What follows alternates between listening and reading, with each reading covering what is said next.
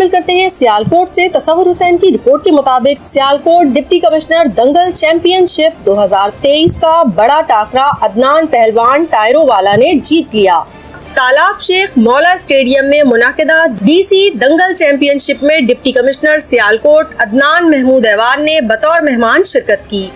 Additional deputy commissioner revenue Muhammad Iqbal, CO जिला council Ulfat Shahzad, MO finance Rana Saqlain, DO sports Iftikhar Gondal, international wrestler Usman पहलवान, भोला वाला पहलवान, रज़ाक पहलवान, शाहिद पहलवान समेत हजारों शायकीन ने मुकाबलेजात देखे और ढोल की थाप पर भंगड़ा डाला और पहलवानों को दिल खोलकर दाद दी।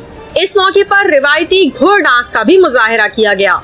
डिप्टी कमिश्नर अदनान महमूद ऐवान ने कामयाब दंगल करवाने पर जिला council, municipal corporation, reseller association और स्पोर्ट्स डिपार्टमेंट के मकामी हुक्काम को मुबारकबाद दी और तालाब शेख मौला की जल्द बहाली, इसमें मुस्तकिल अखाड़ा बनाने और रीसेलिंग एसोसिएशन को कमरा देने का ऐलान किया और पहलवानों में मजमूई तौर पर 4,50,000 रुपए के इनामात तकसीम किए।